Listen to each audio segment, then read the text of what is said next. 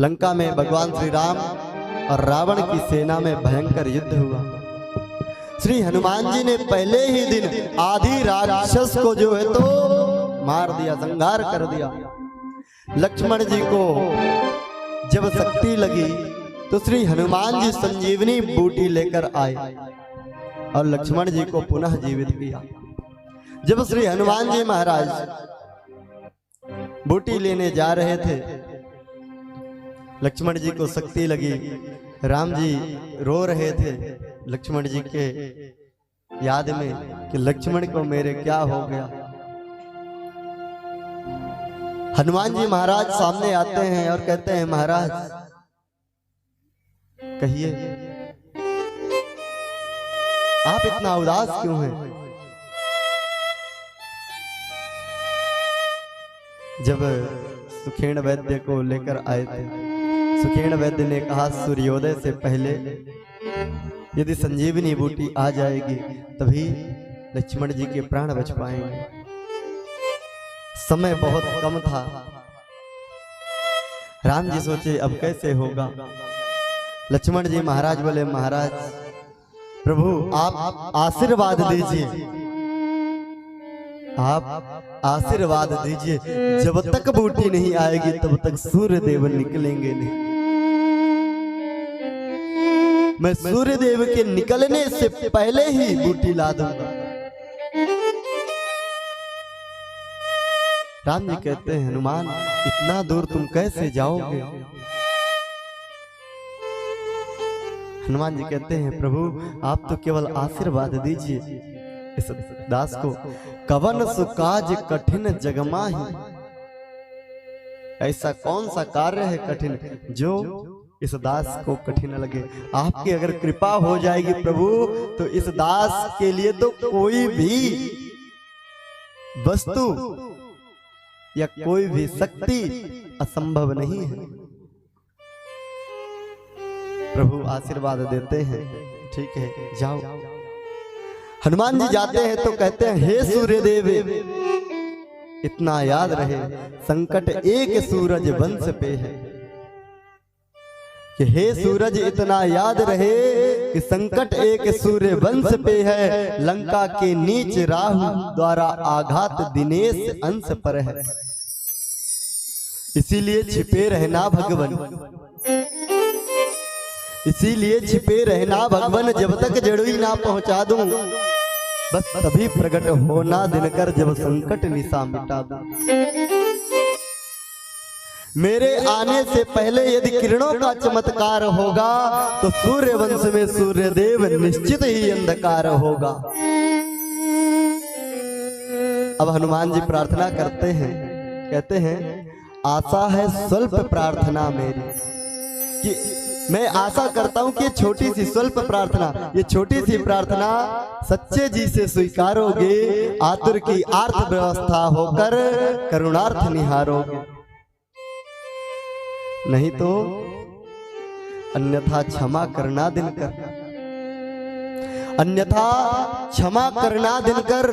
बचपन से जान रहे हो अंजनी तने से पाला है, और बचपन से जान रहे हो कि हनुमत कितना मतवाला है, कि अन्यथा क्षमा करना दिनकर। अंजनी तने से पाला है, बचपन से जान रहे हो कि हनुमत कितना मतवाला है। मुख में तुमको धर रखने का फिर वही क्रूर साधन होगा, बंदी मोचन तब होगा जब लक्ष्मण का दुख मोचन होगा।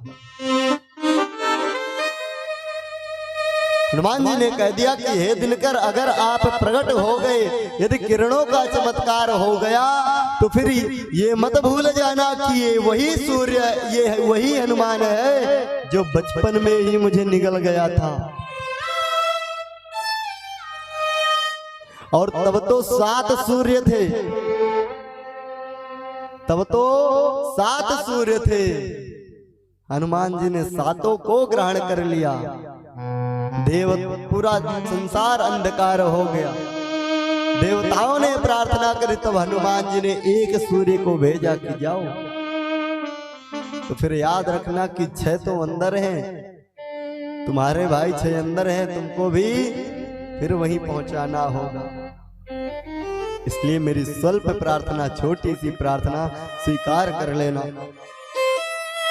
श्री हनुमान जी ने रावण वध में भगवान श्री राम की सहायता की, फिर वही रावण का वध किया। वे श्री हनुमान जी महावीर, सदा राम कार्य को सिद्ध करने वाले रामदूत के रूप में विख्यात, दैत्यों का संहार करने वाला तथा भक्त वत्सल्य कहलाने वाले हैं। हनुमान जी महाराज के अंदर इतना बल था कि रावण भी यही कहता था कि राम की सेना में एक महावीर है। जब अंगद गए रावण के पास, रावण ने यही कहा कि अरे तुम्हारी सेना में तो मुझे केवल एक ही वीर दिखता है, जो वीर नहीं महावीर है।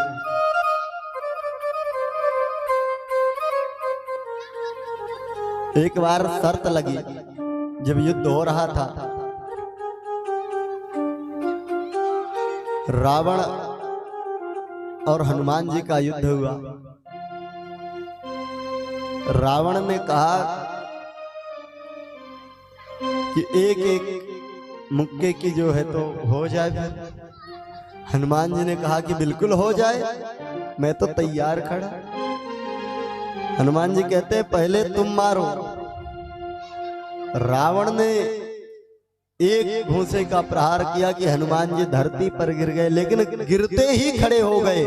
जैसे ही खड़े हुए रावण ने कहा, हनुमान मैं मान गया कि तुम वीर नहीं महावीर हो, क्योंकि आज पहली बार कोई मेरे मुक्के के प्रहार से दोबारा वापस खड़ा हुआ। हनुमान जी कहते अब मेरी बारी। रावण ने कहा हाँ अब तुम्हारी बारी। जैसे ही हनुमान जी यूं किए तो ब्रह्मा जी प्रकट हो गए। बोले महाराज ये क्या कर रहे हो, अब तो विधि का विधान ही पलट जाएगा। क्यों?